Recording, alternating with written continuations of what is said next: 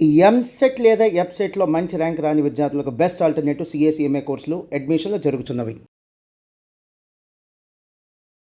అమ్మ నమస్కారం అమ్మ. నమస్తే అమ్మ. శ్రీమాత్రే నమః. అమ్మ ఇప్పుడు చూసినట్లయితే పరిస్థితులు అందరికీ చక్కగా ఎగ్జామ్స్ అయిపోయి రిజల్ట్స్ వస్తున్నటువంటి పరిస్థితులు చూస్తున్నాం. సో ఎగ్జామ్స్ అయిపోయిన తర్వాత డిగ్రీ కావచ్చు, పీజీ కంప్లీట్ అయిన వాళ్ళు కావచ్చు, ఉద్యోగ వేట అనేది ప్రారంభిస్తారు. కాబట్టి ఇప్పుడు మన గవర్నమెంట్ కూడా అనౌన్స్ చేసింది. గవర్నమెంట్ జాబ్స్ కూడా రాబోతున్నాయి.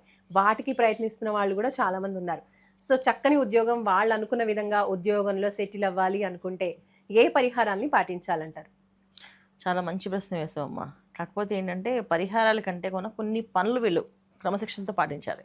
ఓకే. ఇవి పాటిస్తే ఖచ్చితంగా వీళ్ళకి అన్ని అనుకూలంగా జరిగే అవకాశం ఉంటాయి. కొన్ని పనులు అంటే ఏంటి అంటే బాధ్యతలు ఇవి. సో ఎవరైతే ఉద్యోగం కోసం ప్రయత్నం చేస్తారో వాళ్ళు పొద్దున్నే లేచి సూర్యుడికి నమస్కారం, సూర్యుడి దగ్గర ప్రదక్షిణాలు, సూర్య నమస్కారాలు, తర్వాత ఇంట్లో దైవారాధన, గణపతికి కానీ హనుమంతుడికి కానీ పూజ చేయడం, గణపతి అష్టకం వస్తే గణపతి అష్టకం చదవడం, లేదు అంటే గణపతి మంత్రం చదవడం, లేకపోతే హనుమాన్ చాలీసా చదవడం. మంచి స్థాయిలో ఉద్యోగం కావాలంటే ఇంట్లో చాలా బాధ్యతగా తల్లిదండ్రులకి గౌరవంగా చూడడం, తల్లిదండ్రులకి పాదాభివందనాలు చేయడము, నమస్కారం చేయడం. చాలామంది ఏంటంటే తల్లికి ఎక్కువ ప్రయారిటీ ఇస్తారు, తండ్రికి తక్కువ ప్రయారిటీ ఇస్తారు. కొంతమంది తండ్రికి ఎక్కువ ప్రయారిటీ ఇస్తారు, తల్లికి తక్కువ ప్రయారిటీ ఇస్తారు. ఆమెను మాట్లాడకాము షాప్ అని చెప్పేసి. అలా మన అందరికి మాత్రం అర్హత లేదు. ఎంత చదువు లేకపోయినా వాళ్ళకి అన్నానికి లేదు. ఎందుకంటే జన్మనిచ్చిన తల్లి రుణం అనేది ఎప్పటికీ తెచ్చుకోలేరు, ఏ రోజుకి తెచ్చుకోలేరు. ఒకవేళ ఆవిడకి లోకజ్ఞానం లేకపోయి అమాయకంగా ఏమి చెప్పినా సరే అలాగే అమ్మ అని చెప్తే అది వీళ్ళ పాలిట పెద్ద వరంగా మారుతుంది. వాళ్ళు సంతోషిస్తారు, వాళ్ళు సంతోషంగా ఉంటారు, భగవంతుడు కూడా హర్షిస్తారు వీళ్ళని. ఇప్పుడు మనకి ఏమైనా కావాలి అంటే పెద్ద పెద్ద ఉద్యోగాలు కావాలంటే ఏం కావాలి? మెయిన్ ఇంపార్టెంట్ జాతకంలో అదృష్ట యోగాలు ఉండాలి. అవును, అదృష్టం కావాలి. సో చాలామంది అదృష్టం ఎక్కడుంది అనుకుంటారు. అదృష్టం ఎక్కడ ఉంటుంది? మనం మాట్లాడే విధానంలో ఉంటుంది, మనం ప్రవర్తించే విధానంలో ఉంటుంది. మనం ప్రవర్తించే విధానమే అదృష్టం కింద అర్థం. మనం చాలా హంబుల్గా సింపుల్గా ఉండడం అలవాటు చేసి అందరితోటి సమానంగా చూడడం అలవాటు చేసుకొని అందరితో సమానంగా మాట్లాడగలిగితే అదృష్టం మనం వెంట ఉంటుంది. ఎందుకంటే ఎవరు బాధ పెట్టాం కదా. ఒక మనిషిని బాధ పెడితే ఆ బాధకి కారకులు మనం అయ్యాం కనుక ఆ కారక ఎప్పుడైతే ఆ బాధపడ్డారో వాళ్ళు ఆ కారకం మనం అయింది కనుక ఏదో ఒక రోజు మనం దానికి ఆ కర్మను అనుభవించాలి. అంటే మనం కూడా అలాంటి బాధపడే సిచ్యువేషన్ మనకు వస్తుంది. ఎందుకంటే ఇది కర్మభూమి. ఈ భూమిలో మనం ఏ విత్తనం వేస్తే ఏ పళ్ళు వస్తాయో, మనం ఏ పనులు చేస్తే అవి మన తిరిగి వస్తాయి. మనం 10 మందికి సాయం చేస్తూ ఉన్నామా, మనకి రేపు 10 మంది సాయం చేసే వాళ్ళు వస్తారు, మనతో పాటు నడిచే వాళ్ళు వస్తారు. మనం 10 మంది బాధ పెడుతూ బతుకుతున్నామా, మనని 100 మంది బాధ పెట్టే వాళ్ళు వస్తారు. ఎందుకంటే ఒక విత్తనం రాస్తే ఒక చెట్టు వచ్చి దాని మీద బోలెడు పళ్ళు వస్తాయి కదా. సో చేసే పాపం పని ఒక్క పాపం చేస్తే దానికి 100 పాపాల కింద మారుతుంది. అలా మల్టిప్లై అవుతుంటాయి. అలా మల్టిప్లై అవ్వకుండా ఉండాలంటే తల్లిదండ్రులు ఎప్పుడు గౌరవించాలి.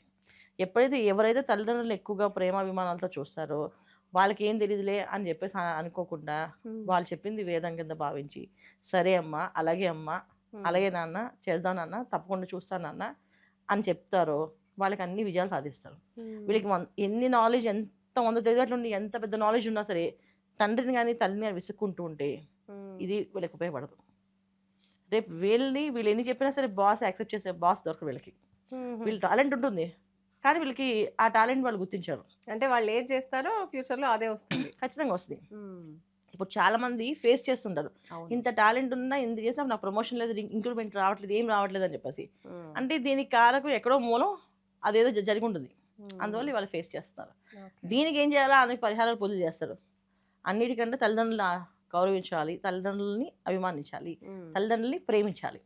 ఖచ్చితంగా ఎప్పుడైతే తల్లిదండ్రుల మీద ఎప్పుడు మంచి అభిప్రాయం మనకు ఉంటుందో ఆ రోజు భగవంతుని అనుగ్రహం మన మీద ఉంటుంది. ఏ రోజైతే మా అమ్మకి ఏం తెలియదు, మా నాన్నకి ఏం తెలియదు వాగుతుంటారు వాళ్ళు ఎప్పుడు అనకూడదు. నిజంగా వాళ్ళకి ఏం తెలియపోయినా వాళ్ళు వాగినా సరే మనం పట్టించుకోకూడదు ఆ విషయాన్ని. ఎందుకంటే వాళ్ళు మనకి ఈ జన్మకి వాళ్ళే తల్లిదండ్రులు. అందువల్ల వాళ్ళు ఎలా ఉన్నా సరే వీళ్ళు యాక్సెప్ట్ చేయాలి. వీళ్ళు మా అమ్మ నాన్న అంతే. సో ఎవరిని ఏమైనా అంటే ఇక్కడ మా అమ్మ నాన్న, నేను మా అమ్మ నాన్న చెప్పింది ఫాలో చేస్తాను. అది వాళ్ళ మనసు బాధ పెట్టే పనులు ఎప్పుడు చేయకూడదు. అప్పుడు ఉద్యోగాలు అనేది వస్తాయి. చాలా మందికి ఉద్యోగాలు రావట్లేదు, బాధపడుతుంది కదా. ఉద్యోగాల పరిహారాలు కాదు మెయిన్, వీళ్ళు చేయాల్సిన పనులు ఇవి. బయటికి వెళ్తున్నాం, ఈ తల్లిదండ్రులతో గొడవ పడతారు, వాదిస్తారు, తల్లిదండ్రులతో వాదిస్తారు. ఇంటర్వ్యూలో వాళ్ళకేంటి పెద్దవాళ్ళు కనుక చదివిస్తాం. కొంతమంది ఎడ్యుకేటెడ్ పీపుల్ ఉంటారు, వాళ్ళు పెద్దగా ఏం పట్టించుకోరు. కొంతమంది అన్ఎడ్యుకేటెడ్ పీపుల్ ఉంటారు, వాళ్ళకి తెలియదు. ఒరే సమాధానం సరిగ్గా చెప్పావా, మాట్లాడావా, ఇలా చెప్పావా అంటే అన్నీ చెప్పాను, ఓపిక చెప్తే ఏమైపోయింది? అవును. ఒక ఫ్రెండ్కో ఎవరికో లవర్కో ఖచ్చితంగా ఫోన్ చేసి చెప్తారు కదా చెప్తారు కదా. ప్రతి పాయింట్ దానివల్ల ఉపయోగం ఏం లేదు. అవును. అది వీళ్ళకి చెప్తే వీళ్ళు సంతోషిస్తారు, అయ్యో వీళ్ళకి రాలేదు భగవంతుడు ప్రార్థన చేస్తారు, అవును. రావాలి వీళ్ళ అని ప్రార్థనలు కోరుకుంటారు వీళ్ళు కూడా. వాళ్ళకి అందుతాయి. అవును. ఇప్పుడు ఎవరో ఫ్రెండ్ ప్రార్థన చేస్తే వీళ్ళు దొక్కదు, వాళ్ళు ప్రార్థించరు కూడా ఫ్రెండ్స్. ఒకరు ప్రార్థించినా ఓకే. దక్కదు. కానీ అమ్మ నాన్న ప్రార్థిస్తే మాత్రం ఖచ్చితంగా వీళ్ళకి అందుతుంది, భగవంతుడు కూడా ఓకే ఇస్తారు. సో ఉద్యోగం కావాలి, పర్మనెంట్ ఉద్యోగం కావాలంటే మాత్రం ఖచ్చితంగా చేయాల్సిన పరిహారం ఏంటంటే తల్లిదండ్రులు పాదాభివందనాలు ప్రతిరోజు చేయాలి. అమ్మ నాన్నకి నమస్కారం చేయాలి. ఒకవేళ అమ్మ ఉంది నాన్న లేరు, నాన్న ఫోటోకి నమస్కారం చేస్తే నాన్న వెళ్ళొస్తాను అని ఫోటోకి చెప్పి వెళ్ళు. ఎప్పుడైతే మన మనసు ఎప్పుడైతే వాళ్ళకి ఆధీనంలోకి వెళ్ళామో భగవంతుడు మన పక్కన ఉంటాడు. ఎప్పుడైతే వాళ్ళకి దూరంగా మనం బయలుదేరుతున్నామో దేవుడు మన దగ్గర నుంచి దూరంగా వెళ్తుంటాడు. సో అదృష్టానికి దూరంగా మనం వెళ్తున్నాం అర్థం. అదృష్టం అనేది ఎక్కడా ఉండదు, మనతో ఉంటుంది. ఇది చేయాల్సిన పరిహారాలు అంతే. ఇదే మెయిన్ పరిహారం అంటారు. అందరికి చేయాల్సిన పరిహారం ఇదేనన్న. ఎందుకంటే ఏ పూజ చేయమని చెప్పలేదు మనకి. మొదటి నుంచి ఏం చెప్పారు? ఫస్ట్ ఏం చెప్పారు? ఫస్ట్ పదం ఏంటి మనకి? మాతృదేవోభవ. సెకండ్ పదం పితృదేవోభవ. మూడో పదం ఆచార్య దేవోభవ. నాలుగో స్థానం అతిథి దేవోభవ. ఐదో స్థానం భగవంతుడు ఇచ్చారు. అంటే ఇక్కడ 4 స్థానాల తర్వాత 5వ స్థానం భగవంతుడిది. అంటే భగవంతుడు మన దగ్గర రావాలంటే మన ఫస్ట్ స్థానం తల్లిదండ్రులు ఇద్దరికి పూజించాలి, అప్పుడు భగవంతుడు మన దగ్గరికి వస్తారు అండి. అతిథిని పూజించమని చెప్పారు. అతిథి పూజిస్తే రేపు మనం అతిథిగా ఎవరి దగ్గరికి వెళ్ళినా వాళ్ళు కూడా మన అలా గౌరవంగా చూస్తారు, ట్రీట్ చేస్తారు. అది అందుకని వాళ్ళెవరు వీళ్ళెవరు వస్తున్నారు ఇంటికి, వాళ్ళు ఎవరి తల పెడతారు భోజనం అనకూడదు వాళ్ళని. తల్లిదండ్రులు చేసే ప్రతి పని సరే అర్థమయ్యే విధంగా నిదానంగా చెప్పాలి. వాళ్ళు చేసింది రైట్ కాదు, రాంగ్ అనిపిస్తుంది, కూర్చోబెట్టి నిదానంగా చెప్పాలి. చెప్పి వాళ్ళ మనసు నొప్పించకుండా వాళ్ళని బాధ పెట్టకుండా చేయగలిగితే వీళ్ళన్నింటిలో విజయం సాధిస్తారు. నన్ను చాలా చక్కగా తెలియజేశారమ్మా, ధన్యవాదాలు. నమస్తే అమ్మా, శ్రీమాత్రే నమః. సో చూసారు కదండి, అమ్మ చాలా క్లియర్గా ఎక్స్ప్లెయిన్ చేశారు. నిజంగా అదృష్టం రావట్లేదు అని చాలాసార్లు అనుకుంటూ ఉంటాం, కానీ ఎందుకు రావట్లేదు అని అంటే ఫస్ట్ మెయిన్ మన తల్లిదండ్రులే.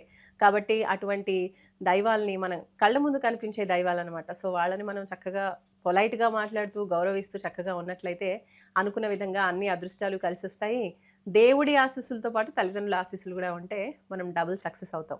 సో ఇది తప్పకుండా మనం కూడా పాటిద్దాం. చూస్తూనే ఉండండి సుమన్ టీవీ. నమస్తే.